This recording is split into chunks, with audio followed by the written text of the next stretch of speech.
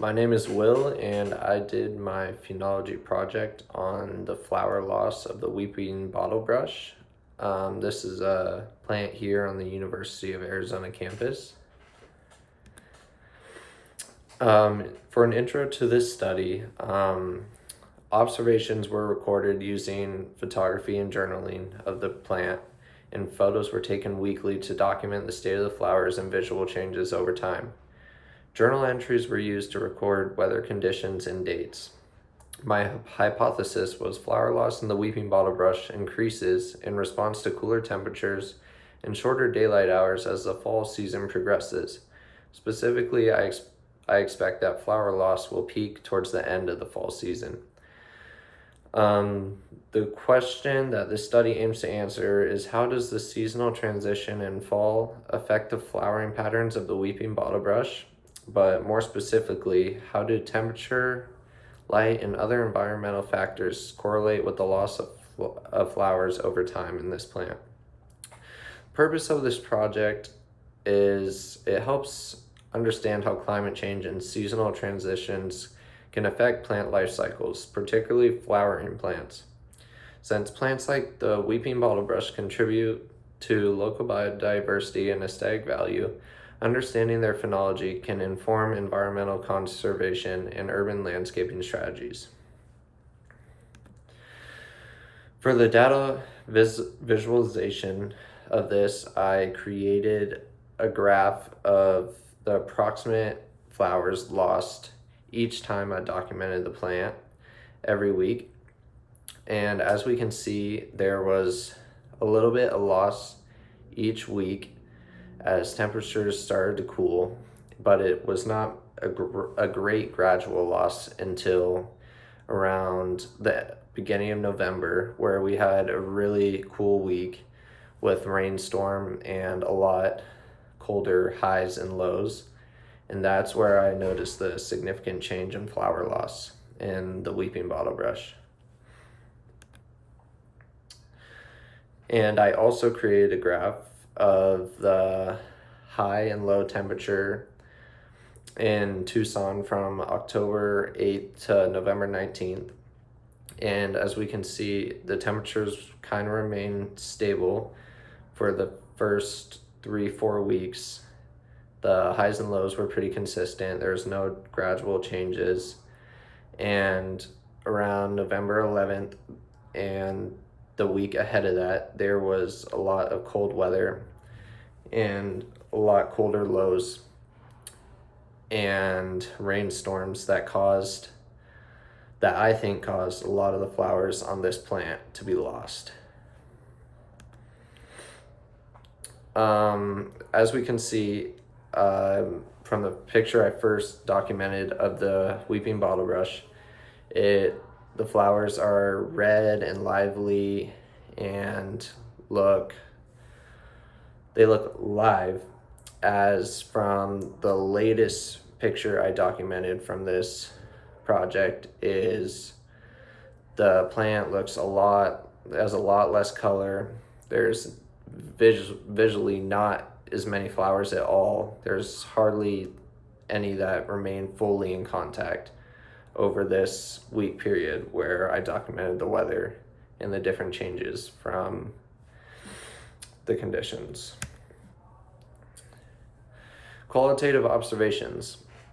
The number of flowers on the weeping bottlebrush decreased steadily throughout the fall. The high temperature gradually dropped from 87 degrees Fahrenheit on October 8th to 50 degrees on November 12th, reflecting a storm or a cold front. And low temperatures also decreased, with 61 degrees Fahrenheit on October 8th dropping to 32 degrees Fahrenheit on November 12th, indicating cooler nights as the winter season approached. And as temperatures dropped, particularly with lower nighttime temperatures falling to near freezing, 32 degrees Fahrenheit on the 12th of November, the number of flowers continued to decrease. By mid-November, the number of flowers had reduced significantly, showing the natural seasonal decline in plant growth and blooming as Arizona transitions from the fall to winter season. For my journal entries, these are just a summary of my notes overall. The first couple weeks I documented the weeping bottlebrush. It seemed like nothing was changing as it was not losing many flowers and temperatures were remaining pretty much constant. Around weeks 5 or 6 of my documentation, the temperatures got cooler, especially in week 6. There was a cold front where temperatures dropped significantly with high winds and rain. This drop played a huge role in flower loss of the weeping bottlebrush, and I noticed a significant flower loss and loss in color in the plant overall. I also noticed that there were almost always bees on this plant while I was documenting it. This made me think about the relationship between bees and this plant, as bees most likely interact with it for pollen. With temperatures getting warmer and warmer longer into the year, I wondered if climate change could play a role in the future between bees and the weeping bottlebrush. For challenges of this project, one was weather variability. Unpredictable weather events such as rain and cold fronts made it difficult to control external factors. A cold front followed with rain caused a significant amount of flower loss.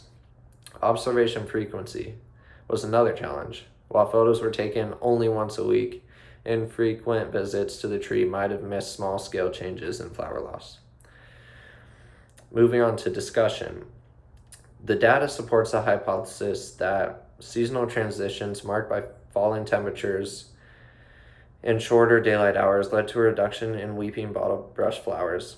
As temperatures dropped from 87 degrees Fahrenheit on October 8 to 50 degrees Fahrenheit on November 12th, the flower count decreased from 79 to 29, suggesting that cooler temperatures triggered the plant to stop flowering. The data doesn't directly address photo period, but the temperature changes correlate with the decline in blooms, revealing that temperature is the primary driver in this case. Similar to the weeping bottlebrush, other plants on campus, such as desert wildflowers or Arizona's native shrubs, also exhibit patterns of flower loss as temperatures drop and daylight shortens, typically entering a dormancy or reduced flowering phase as fall transitions into winter in the Arizona Sonoran Desert environment. Conclusions and takeaways from this project. The weeping bottlebrush showed a clear trend of flower loss in response to the cooling temperatures of fall, with the loss accelerating as the season progressed. This project demonstrates how local environmental factors like temperature and daylight can influence plant life cycles, providing valuable information for future urban planting decisions. Understanding phenology helps predict plant behavior in urban settings, which can assist in sustainable landscaping and conservation efforts. Bees relying on weeping bottlebrush flowers for pollen, which is essential for their nutrition and their survival of their colonies. As the flowers bloom, bees collect pollen to feed their young and pollinate other plants, facilitating the plant's reproduction. However, with climate change and warmer temperatures later into the year, weeping bottlebrush may continue blooming for longer periods, which may disrupt the timing of bee activity, potentially leading to mismatches in the availability of pollen and the bees' foraging needs. This disruption in the timing of flower availability and bee activity could lead to a decreased pollination efficiency, affecting both plant reproduction and bee populations. Thank you, and I hope you enjoyed this presentation.